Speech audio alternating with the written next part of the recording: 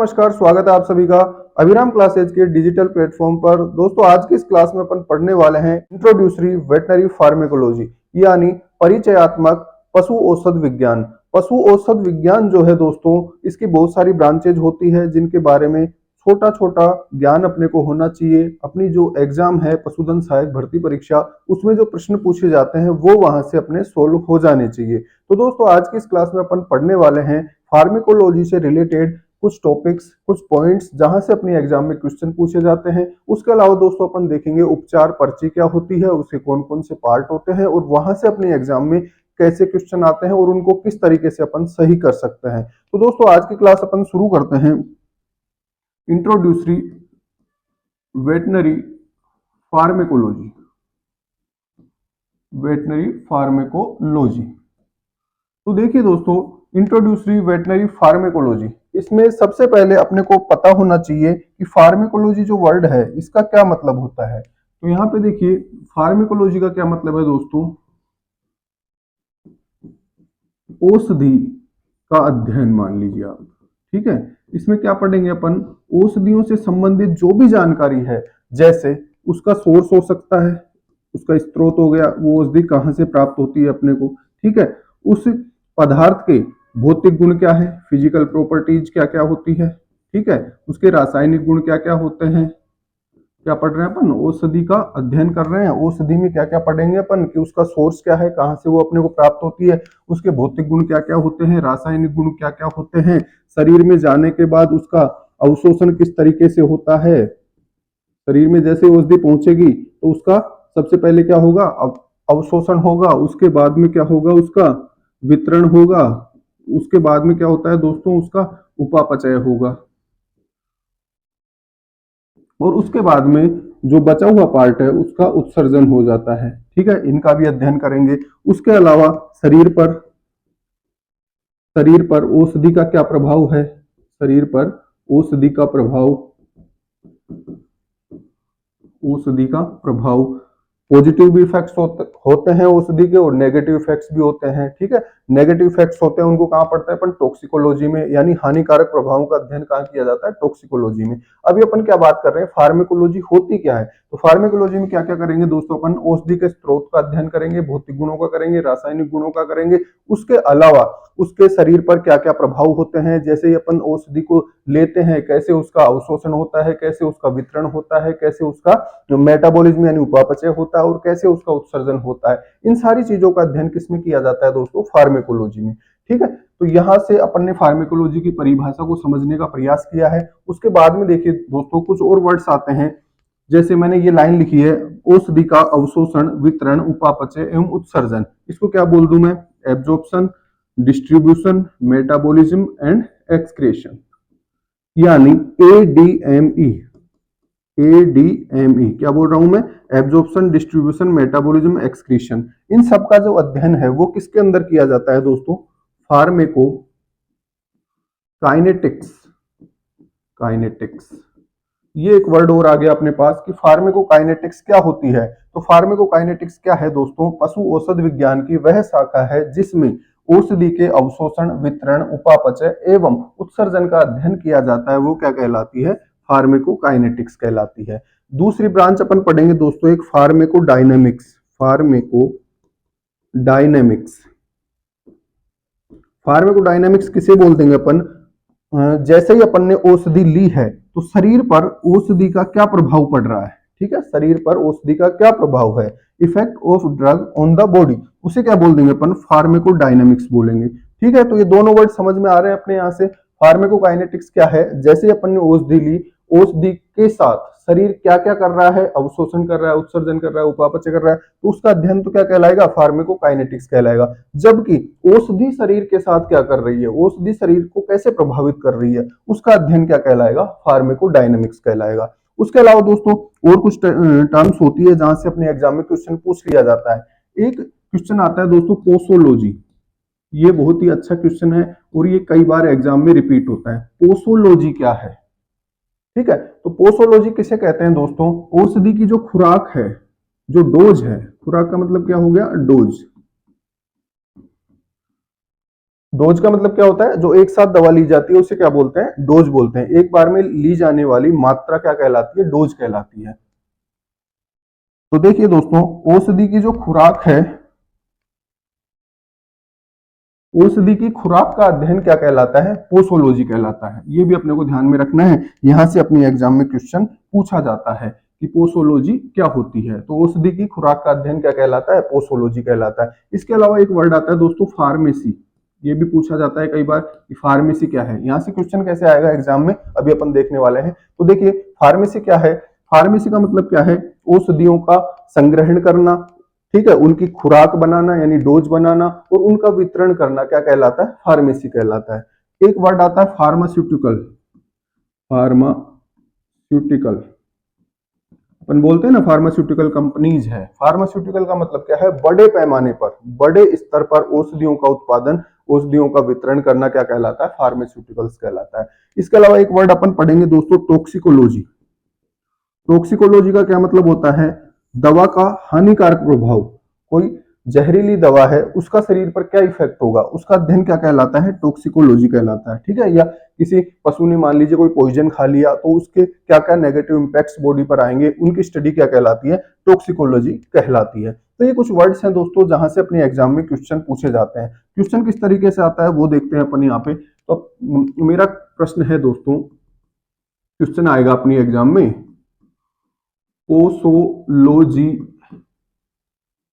है, बस ये इतना सा क्वेश्चन आएगा कि पोसोलॉजी क्या है। ऑप्शन में वो देगा दवा के स्रोत का अध्ययन, ठीक है, दवा कहां से मिल रही है, दवा के स्रोत का अध्ययन क्या कहला रहा है, पोसोलॉजी। ठीक है, ये ऑप्शन दे दिया अपने को। उसके अलावा दूसरा ऑप्शन दे देगा वो दवा के स्रोत के भौतिक गुणों का अध्ययन, भौतिक गुणों का अध्ययन। उसके अलावा तीसरा ऑप्शन मैं बना दूं दवा के हानिकारक प्रभावों का अध्ययन, हानिकारक प्रभावों का अध्ययन। ऑप्शन डी में लिख दूं दवा की डोज या खुराक का अध्ययन। ये क्या कहलाता है, पोसोलॉजी। इस प्रकार से अपने को वो ऑप्शन दे देगा। अब यहां से अपन, जैसे अपन ने अभी देखा है दोस्तों, क्या पढ़ा अपन ने कि पोसोलॉजी क्या है, तो अपन ने क्या देखा था कि दवा की डोज, ठीक है, दवा की जो डोज है उसका अध्ययन क्या कहलाता है, डोज यानी खुराक, खुराक का अध्ययन क्या कहलाता है, पोसोलॉजी कहलाता है। तो यहां से अपना राइट आंसर क्या होगा, डी होगा। अब ये कब कर पाएंगे, जब अपने को पोसोलॉजी का मीनिंग पता है, उसका मतलब क्या होता है ये अपने को पता है, तो ही आंसर अपन सही कर पाएंगे, अदरवाइज अपना ये क्वेश्चन नेगेटिव हो जाएगा। तो ये जो टर्म्स अपन ने पढ़ी है, जो आज की क्लास में अभी तक जो भी बातें अपन ने की है, वहां से अपनी एग्जाम में इसी प्रकार का प्रश्न आता है। वो दे देगा डेफिनेशन, उसकी पूछना चाहता है कि वो किस प्रकार का अध्ययन होता है उसमें। तो इस प्रकार के क्वेश्चन के लिए अपने को तैयार रहना है। अगली बात करें दोस्तों यहाँ पे, तो एक वर्ड आता है उपचार पर्ची। उपचार पर्ची क्या मतलब है इसका, प्रिस्क्रिप्शन पैड बोल सकते हैं इसको। ठीक है, जैसे ही मान लीजिए अपन समझे इस बात को, जैसे ही अपन डॉक्टर के पास जाते हैं या हॉस्पिटल में जाते हैं तो सबसे पहले अपने नाम की एक पर्ची काटी जाती है। ठीक है, पर्ची काटी जाती है, या अपने हॉस्पिटल में मान लीजिए कोई बीमार पशु को लेके आता है तो उसके नाम की एक पर्ची बनाई जाती है, उसे क्या बोलते हैं अपन, तो अपन प्रिस्क्रिप्शन या उपचार पर्ची उसके बोल देते हैं। अब उपचार पर्ची में कौन कौन से भाग होते हैं, वहां से अपने एग्जाम में क्या क्या क्वेश्चन बन सकते हैं, उनकी अपन यहाँ पे बात करने वाले हैं। तो देखिए दोस्तों, उपचार पर्ची की अपन बात करें तो उपचार पर्ची में क्या होता है, ये मान लीजिए मैं यहाँ पे उपचार पर्ची बना रहा हूँ। ठीक है, समझने के दृष्टिकोण से ये क्या बना दी मैंने, उपचार पर्ची बना दी। उपचार पर्ची में सबसे ऊपर क्या होता है, जैसे पशुपालन विभाग की अपन बात करें तो सबसे ऊपर क्या लिखा होगा, राजस्थान सरकार पशुपालन विभाग लिखा होगा, मुख्यमंत्री निःशुल्क दवा योजना। उसके बाद में क्या लिखा होगा, पशुपालक का नाम लिखा होगा। ठीक है, पशु के बारे में डिटेल पूछेगा वो, पशु की नस्ल कौन सी है, पशु की जाति कौन सी है, स्पीसीज क्या है। ठीक है, उसके बाद में पशु की नस्ल पूछेगा, पशु की उम्र पूछेगा, पशु का लिंग यानी सेक्स पूछेगा। ठीक है, इसके अलावा क्या लिखे होंगे, इस पे सीरियल नंबर लिखे होंगे, डेट लिखी होगी ऊपर वाले पार्ट में। उसके अलावा क्या लिखा होता है, मोबाइल नंबर। ये सारी चीजें कहाँ लिखी होती है, पर्ची के ऊपरी हिस्से में। ठीक, ये जो ऊपरी हिस्सा है दोस्तों पर्ची का, इसको किस नाम से जाना जाता है, ये अपन यहाँ पे देखने वाले हैं। तो पर्ची का जो ऊपरी हिस्सा है इसे क्या बोलते हैं अपन, इसको बोलते हैं दोस्तों सुप्रा इंस्क्रिप्शन। सुप्रा इंस्क्रिप्शन, ठीक है। पहला क्वेश्चन अपने यहाँ क्लियर हो गया कि उपचार पर्ची का सबसे ऊपर वाला भाग क्या कहलाता है, सुप्रा इंस्क्रिप्शन कहलाता है, ठीक है। जहां पे क्या लिखी जाएगी, सूचनाएं लिखी जाएगी, जो बीमार है उसके बारे में जानकारी यहाँ पे लिखी होगी। यहाँ पे क्या लिखा होता है, डायग्नोसिस भी लिख सकते हैं अपन, क्या अपन ने डायग्नोस किया है, उसकी बीमारी क्या हो सकती है, उसका नाम भी अपन यहाँ पे लिखते हैं। उसके अलावा ये जो पार्ट हो गया दोस्तों, इसको बोला सुप्रा इंस्क्रिप्शन। और नीचे का जो ये बचा हुआ पार्ट है, इसको क्या बोल देते हैं अपन, प्रिस्क्रिप्शन। Prescription proper.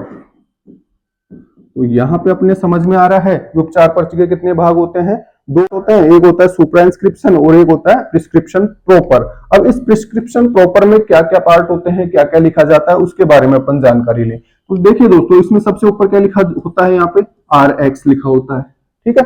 ये लैटिन भाषा का वर्ड है, ठीक है, जिसका मतलब क्या होता है, टू टेक, यानी दवा को आप लीजिए। जो रोगी अपने पास आया है, जो बीमार अपने पास आया है, उसको अपन क्या बोल रहे हैं लैटिन भाषा में, कि ये जो मैं दवा लिख के दे रहा हूं ये आपको लेनी है।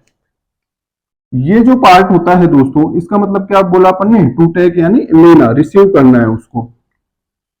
और इसके अलावा एक मीनिंग और होता है, जो रोमन गॉड होता है, यानी रोमन जो भगवान होते हैं, उनसे ये प्रार्थना की जाती है कि ये जो बीमार मेरे पास आया है वो जल्दी ठीक हो जाए, वो जल्दी स्वस्थ हो जाए, तो उसके लिए शुभकामनाएं भी होती है। ये जो पार्ट होता है दोस्तों, जहां पे ये RX लिखा हुआ है, इसको अपन क्या किस नाम से जानते हैं, तो ये होता है दोस्तों सुपरस्क्रिप्शन।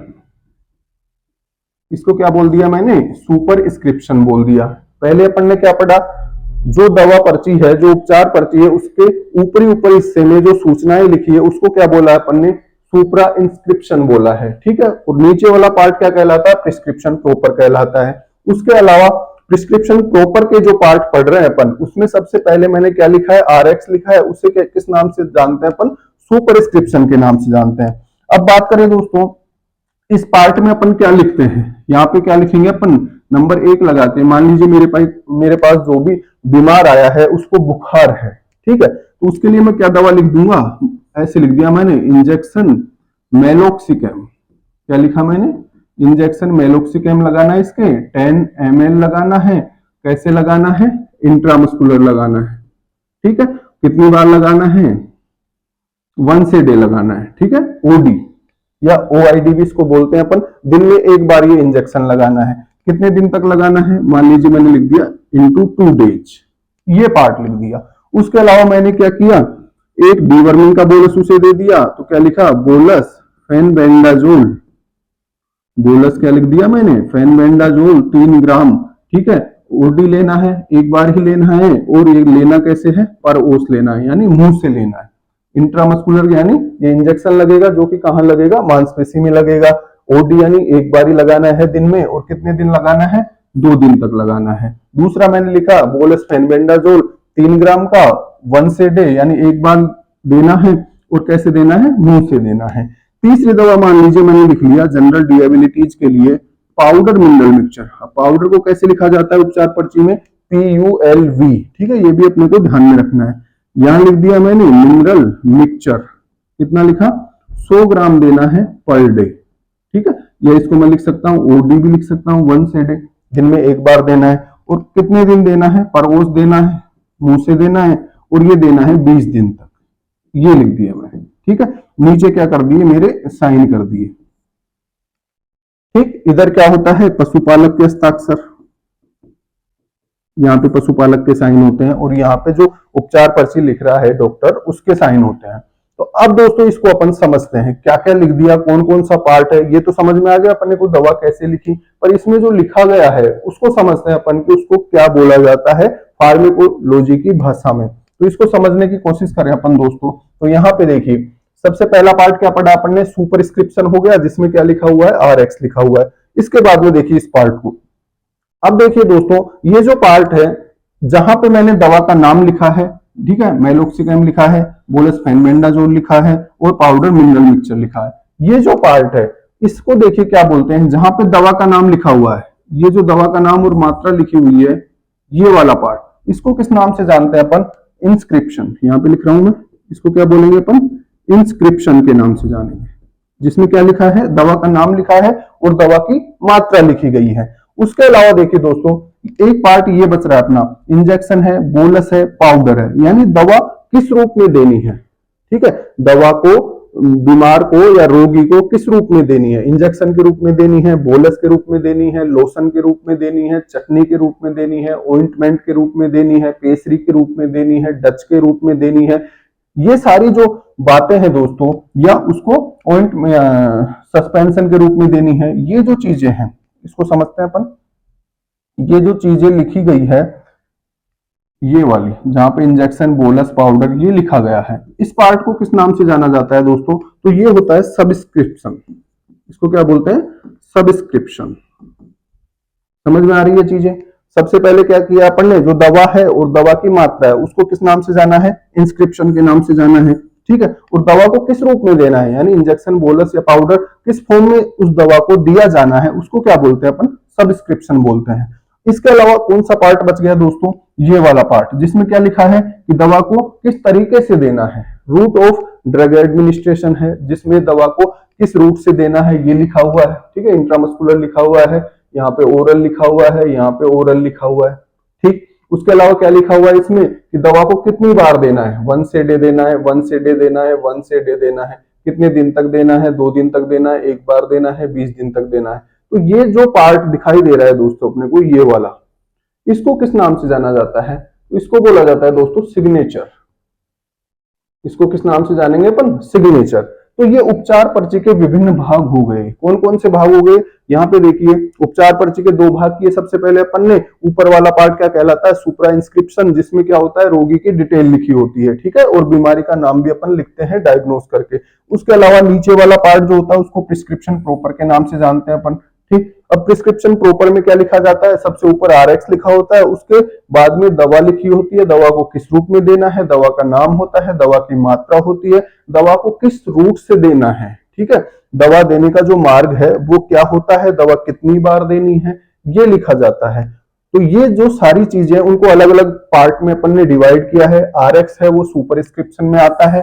ठीक है, उसके अलावा दवा किस रूप में देनी है, इंजेक्शन है, बोलस है, लिक्विड है, सस्पेंशन है, ये सारी चीजें किस में आएगी? सबस्क्रिप्शन में आएगी। उसके अलावा दवा का नाम और दवा की जो मात्रा है उसको क्या बोलते हैं अपन? इंस्क्रिप्शन बोलते हैं, जो कि सबसे इंपॉर्टेंट पार्ट होता है किसी भी उपचार पर्ची का। उसके बाद में दवा को किस रूट से देना है, कितनी मात्रा में देना है, ये सब चीजें किस में लिखते हैं दोस्तों? अपन सिग्नेचर में लिखते हैं। ठीक है, उसके नीचे साइन होते हैं और एक तरफ पशुपालक के साइन होते हैं। तो ये उपचार पर्ची कहलाती है, ये उपचार पर्ची का प्रारूप होता है। अब यहां से अपने एग्जाम में क्वेश्चन किस प्रकार से पूछा जाएगा, ठीक है, तो एक प्रश्न अपन यहाँ पे देखते हैं, इससे रिलेटेड क्वेश्चन किस तरीके से आएगा। प्रश्न लिख दिया मैंने, injection OTC oxytetracycline 20 ml intramuscular BID. BID का मतलब क्या होता है? 20 इन डे, यानी दिन में 2 बार। समझ में आ रही है बातें? क्या लिखा है मैंने? Injection OTC 20 ml intramuscular BID में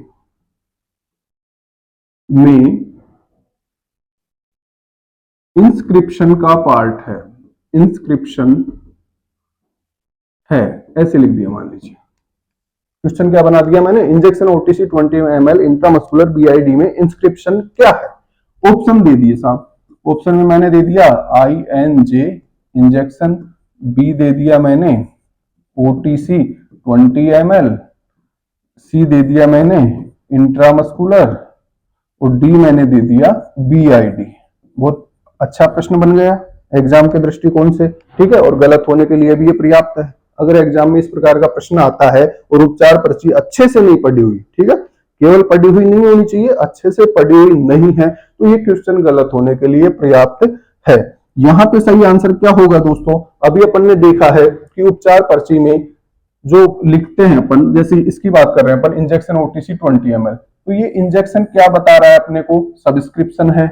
ओटीसी 20 ml क्या है? इंस्क्रिप्शन है। और इंट्रामस्कुलर बीआईडी ये क्या है दोस्तों, सिग्नेचर है। तो अपने से क्या पूछा गया है, इंस्क्रिप्शन क्या है, तो इंस्क्रिप्शन क्या हो जाएगा, ओटीसी 20 ml। तो राइट आंसर क्या होगा इसका, ऑप्शन नंबर बी। अगर इंस्क्रिप्शन की जगह मैं पूछ लूं सब्सक्रिप्शन क्या है, इंस्क्रिप्शन की जगह क्या पूछ लिया मैंने, सब्सक्रिप्शन क्या है, तो इसका राइट आंसर क्या हो जाएगा दोस्तों, INJ यानी इंजेक्शन लिखा गया है वो किस पार्ट में आएगा, सब्सक्रिप्शन वाले पार्ट में आएगा। तो इस प्रकार से दोस्तों अपने एग्जाम के क्वेश्चन यहां से बनेंगे। तो आज की क्लास में अपन ने फार्मेकोलॉजी से संबंधित जो सामान्य सी परिभाषाएं हैं कुछ जहां से एग्जाम में प्रश्न पूछे जा सकते हैं उनके बारे में बात की है। बहुत सारी डेफिनेशन है, बहुत सारी टर्मिनोलॉजी है जो अपन फार्मेकोलॉजी जब पढ़ेंगे तो पूरी डिटेल में सारी चीजों को लेंगे। आज की क्लास में अपन ने शॉर्ट में इन चीजों को पढ़ा है। उसके अलावा उपचार पर्ची के बारे में अपन ने देखा है कि उपचार पर्ची से किस तरीके से क्वेश्चन बनते हैं, कौन कौन से पार्ट होते हैं, किस तरीके से उसको लिखा जाता है। तो दोस्तों आज की क्लास में इतना ही, मिलते हैं अगले क्लास में अगली जानकारी के साथ। धन्यवाद।